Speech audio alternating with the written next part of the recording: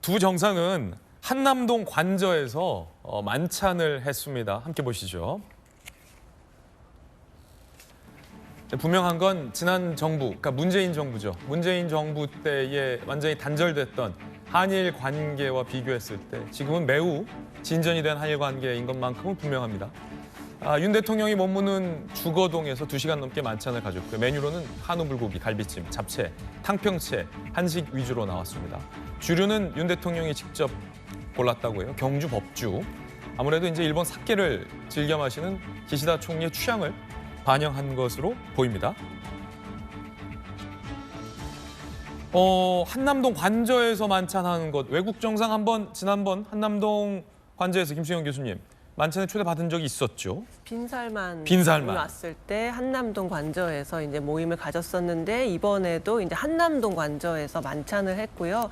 사실 이제 손님을 초대하면 이제 어떤 술이 상위에 오르는지도 굉장히 관심사인데 이번에 이제 경주 법주 우리의 전통술을 이제 올렸는데 사케하고 좀 만드는 과정이 비슷하죠. 그래서 기시다 총리를 생각해서 경주 법주를 올렸다고 하고요. 그래서 굉장히 긴밀한 여러 가지 소통들을 나눈 자리인 것 같아요. 사실 일본은 참 어려운 문제입니다. 이제 한일 관계는 어쨌든 그 아픈 과거사가 있기 때문에 한마디 얹기가 굉장히 조심스러운 부분이 있는데 사실 그렇기 때문에 이제 북한과 좀 비교해 볼 수 있는 부분이 좀 있는 것 같아요. 이제 일본 같은 경우는 우리의 과거사가 있고 북한도 우리가 과거사가 있죠. 그렇기 때문에 사실은 그 이재명 대표가 이 SNS에서 이제 간쓸게 다 내주고 뒤통수 맞는 구려 교육을 하면 안 된다라는 이러한 이제 메시지를 냈는데 이제 어느 나라와 관련해서도 굴종 외교를 하면 안 되는 건데 사실 우리가 좀 북한에 대해서 이제 많은 그 뒤통수를 맞은 적이 있었죠. 사실 그렇기 때문에 우리가 또 그것도 이해합니다. 북한은 정말 특이하고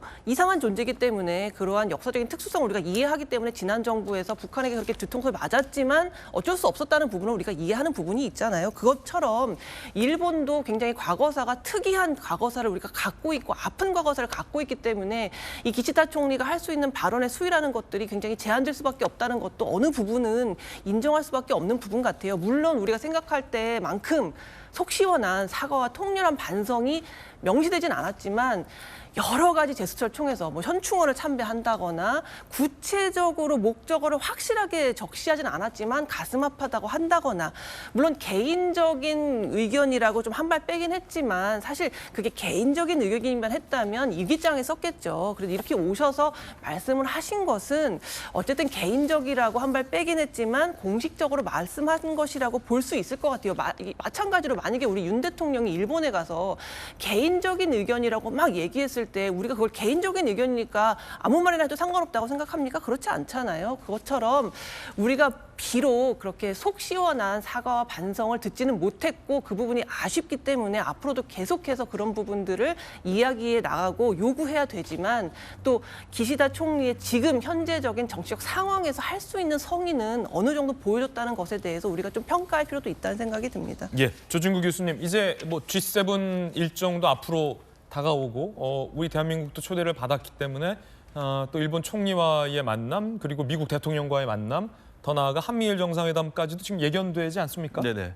어제 그 여러 가지 중에서 가장 또 주목할 만한 게 히로시마 G7 정상회의 윤 대통령을 초청을 했거든요. 그런데 히로시마 평화공원에 가보면 한국인 그 원폭 희생자를 추모하는 위령비가 있어요. 예. 이게 1970년 4월 달에 만들어진 건데 당시에는 그 공원 안에 있지 않았어요.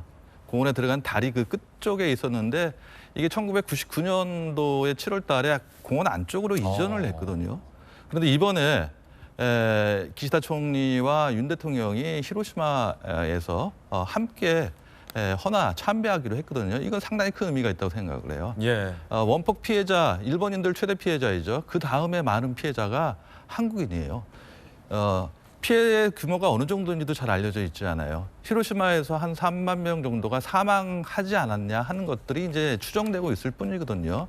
그런 의미에서 본다면은 히로시마에 그 위령비를 참배할 때도 아마 어떤 형태든지 언급이 있을 것 같아요. 또 사실상 한국의 대통령이 한 번도 히로시마의 그 위령비를 참배한 적이 없어요.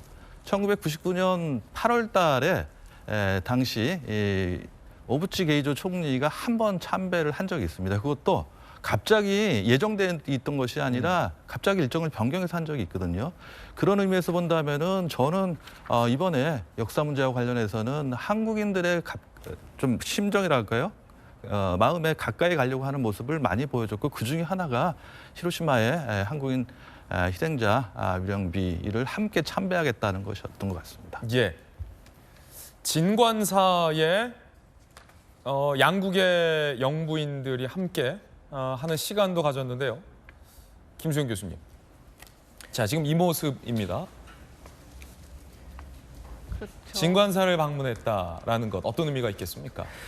원래 외국의 손님들, 높은 손님들이 오셨을 때 진관사를 가는 경우가 덜어 있습니다. 바이든 대통령이 옛날에 부통령 시절에도 저 진관사를 내외랑 같이 왔던 적이 있거든요. 저렇게 템플 스테이도 많이 하고 아무래도 이제 우리나라의 전통적인 어떤 문화를 알릴 수 있는 그러한 시공간이기 때문에 진관사를 가서 저렇게 이제 육호 여사와 이게 좀 뭐 여러 가지 행사를 한 건데요. 차도 또 함께 네, 즐기고. 예전에 일본에 갔을 때는 화과자를 만드는 같이 활동을 했었죠. 그러니까 이번에는 오셨으니까 우리나라의 다도 문화라던가 이런 사찰 문화, 사찰 음식 이런 것들을 나누면서 한국의 전통 문화를 함께 나누고 아무래도 이제 영부인들끼리의 어떤 사교도 굉장히 중요하거든요. 이게 뭐 외교의 본질은 아니지만 어쨌든 이렇게 두 정상이 일을 하고 있을 때 아내들이 이렇게 또 친교를 모이면 어쨌든 양국 관계를 개선하는 데에는 도움이 되기 때문에 이제 이러한 행사들을 연 것으로 보입니다. 예. 자, 한일 양국 정상 간의 이번 답방과 관련된 소식 전문가와 함께 전해드렸습니다.